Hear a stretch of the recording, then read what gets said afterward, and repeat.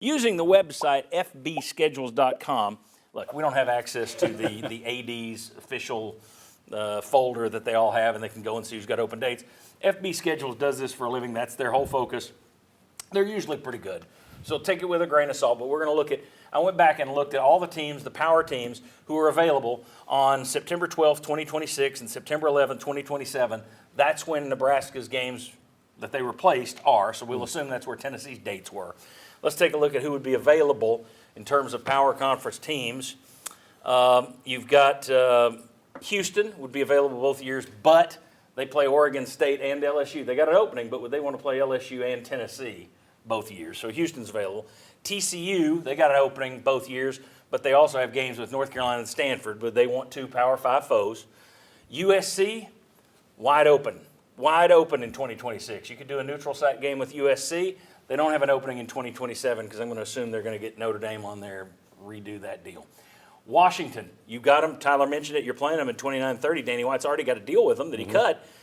They're open, according to fbschedules.net. Do you want to go and schedule Washington for 4 years in the next 5?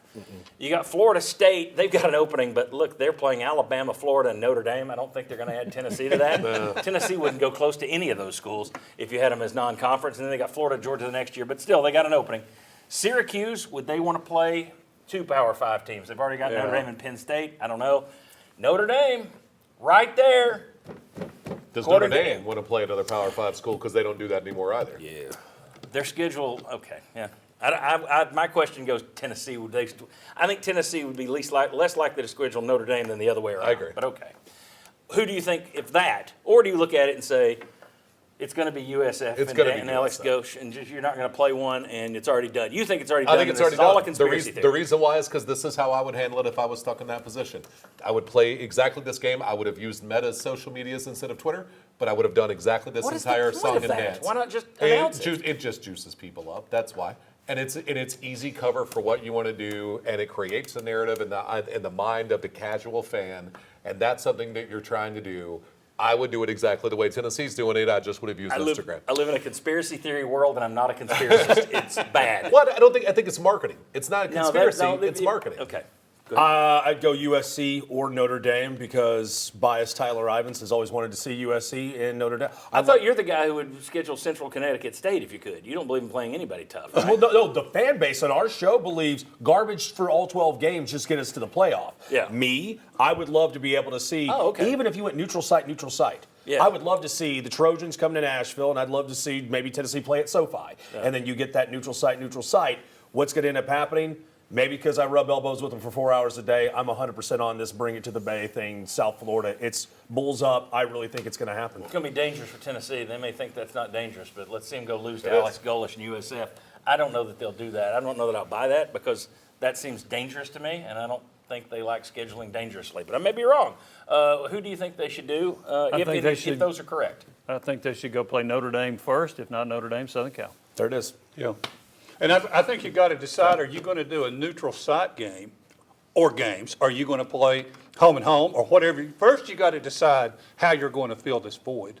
Or if it's going to be 9 SEC games in 2026, whatever it is. Here you go. But I would go Southern Cal.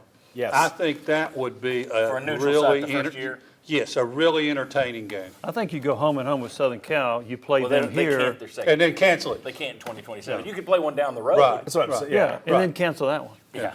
They're not available in 2027. Not to go through the history books, I've always had a thing with USC because Tennessee, 0-4 lifetime against Trojans. Yeah. I'd like to see them renew something they haven't done in some time. They haven't played since I was a little kid, right? Last time, guess who was Yeah, I was in the building the last just time they talked played about them here. I was little. Who was on that Trojans team last time the Vols in Tennessee played? Or the Vols and Trojans? Ronnie Lott.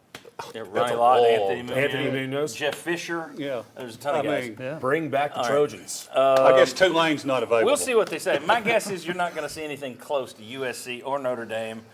I think maybe Houston or TCU, if they would agree to it. Washington. Yeah, but you've already got a deal with them. Can Yeah. you just expand it out? But it's hard to schedule these things right now because are they going to try and pick up this SEC Big Ten thing down the road? Right. Yep. Who knows?